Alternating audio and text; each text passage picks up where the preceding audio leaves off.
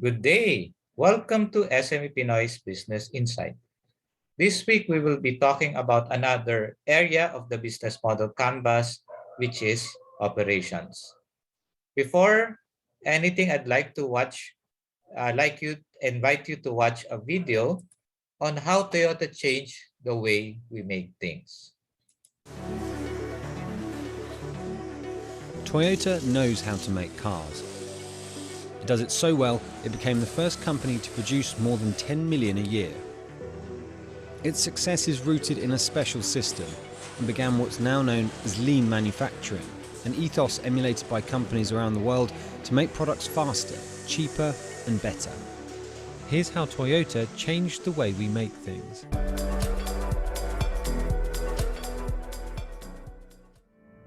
Following the Second World War, Japan was left in a precarious economic position. Steel and other metals are scarce. Already disadvantaged by lacking natural resources, materials were hard to come by, and companies had to be creative to compete. Toyota's founder, Seikichi Toyoda, had started a loom business, but it was his son Kiichiro who founded the motor company in 1937. They were used to working within narrow margins. As the shortage of materials increased during the war, the number of headlamps on its Model K truck was reduced to one, and it only had brakes on one of the axles. The turning point for Toyota's production system would come in the early 50s, when Kiichiro's cousin Eiji would travel to the US with a veteran loom machinist, Taiichi Ohno. They visited Ford's River Rouge plant in Michigan and were impressed by the scale of the operation, but knew that in cash-strapped Japan, companies didn't have the resources for such a system. Having months' worth of stock sitting in a warehouse would tie up precious capital they didn't have. Instead, what truly impressed Ohno was a visit to a supermarket, a Piggly Wiggly according to legend. Japan didn't really have self-service stores at this point, and he was struck by the way customers could choose exactly what they wanted, when they wanted. He decided to model his production line on a similar idea. With the supermarket formula, only enough parts were produced in the first phase to replace what was used in the second, and so on. This is where the just-in-time system really took shape. Toyota was able to eliminate much of the waste in Ford's system, making smaller numbers of parts to be used when it needed them, allowing the company to operate on a tighter budget. As part of this, Ohno developed Kanban, a sign-based scheduling method which shows goods in production and goods out. It's now seen as a precursor to barcodes. Ohno and Toyota also noticed that American car companies were still employing many of Henry Ford's early production techniques. They kept operations at full tilt in order to maximize efficiencies of scale, but then had to repair defective cars after they rolled off the line. Ohno believed this caused more problems and didn't encourage workers or machines to stop making the mistake. So he placed a cord above every station which any worker could pull to stop the entire assembly if they spotted a problem. The whole team would work on it to prevent it from happening again. As teams identified more problems, the number of errors began to drop dramatically. Combined with a culture of continuous incremental improvement called Kaizen, the Toyota production system built a brand known for making reliable and affordable cars. But Toyota was also getting good at producing cars quickly.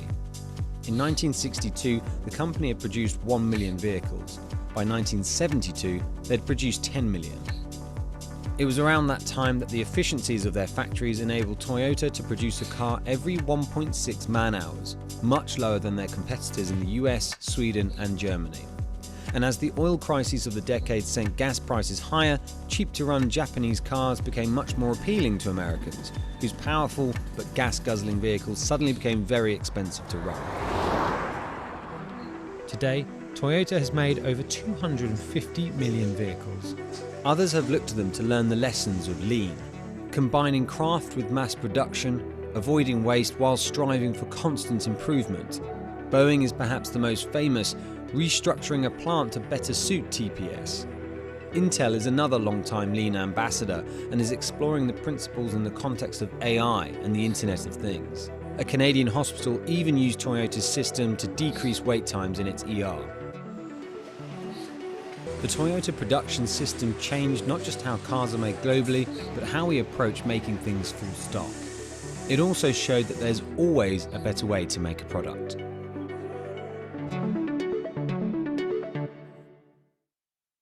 Thank you to Bloomberg Quick Take.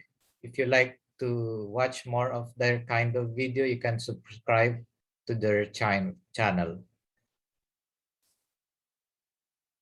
Uh, when I took my MBA, I learned a lot from we used as Toyota as one of our case studies, and their principles like just in time, Kaizen, or always changing, the lean way. Even if you're a small and sari-sari store or a small business creating cakes, you can learn a lot from Toyota on how to do your business, to create your product, how to make sure you have quality, maintain quality of your product, and to make sustainable like how Toyota did. One other thing that was mentioned there, Toyota started Kanban. Kanban, if you don't know, is one of the ways you can do agile. In the new uh, normal, during the pandemic, a lot of big companies are coming to us, IT or tech consultants, to do agile, uh, how to adapt agile to their business. And when doing that, uh, they're trying to fit an IT framework to a normal business. So after doing a study, I was able to come up with my own agile way of doing how to adapt agile in your business. And I saw that Kanban is the easiest way for any businesses to adapt agile. So going back to the topic for today, operations for the business model Canvas, it has three boxes: the key partners, the key activities, and the key resources. I will start with the key activities. This is how you create your product. This is the lean, the manufacturing, how you order your sari-sari store, if you use just in time, uh, how if you see some stocks that are not moving, maybe you do not order it anymore. Then if you have an inventory system, this product is not being sold a lot, so you don't buy that in your next grocery or market day to get new inventory or products. So instead, otherwise, you'll be stuck up with, you have a lot of space being taken on by a product that is not being sold. That's how you can adapt uh, the Toyota and the value chain analysis in your business, or even big or small, you can adapt just in time, Kaizen, and everything. So in any business, most of us are just focused on creating the product. So this is a very good um, framework, or which in strategic planning we use it for the internal analysis. We use this framework for internal analysis to study all the parts of our company, of our business, and which one is lacking. If some things are being missed. So as I mentioned earlier, most of you are just doing the product creation, the operations, but you, as I keep on harping, you need to do marketing and sales. People are forgetting about the after sales. What if the product, the cake you sent is stale, or how do the customer give it back? How do you turn the situation from a customer who is angry to a loyal customer? That is the job of the service and aftercare. This is, I think, one area of the business that most are not uh, does not have. Then how you do the marketing, the inventory, that's the inbound supplier. So where do you get your supplies? So to make sure that the quality of the product you maintain are maintained. Uh, so the having a loyal or specific vendor supplier is one way to make sure that you will create a product that is consistent or the quality is the same in the products you come out with. Then how do you deliver it? Right now, good thing there is motorcycle apps, delivery apps, logistics apps. But before there's the meet apps, it's hard to do delivery. So because of the new normal, things are also changing to make us adapt to doing business more easily. Then another thing that is uh, forgotten, even in even in a one man operation business, is the support activities, the firm infrastructure. You need to have a financial, you have legal, you need to register it in SEC, BIR. Even if you don't like it, BIR has now run after I think 20 or 200 influencers in YouTube. So if you really need to register your business and file your taxes. HR management, even if you're alone, you need to take care of yourself. That is where the work and work life balance comes in. You need to also put in something to keep you motivated so you can keep on going. HR is mainly focused on motivation.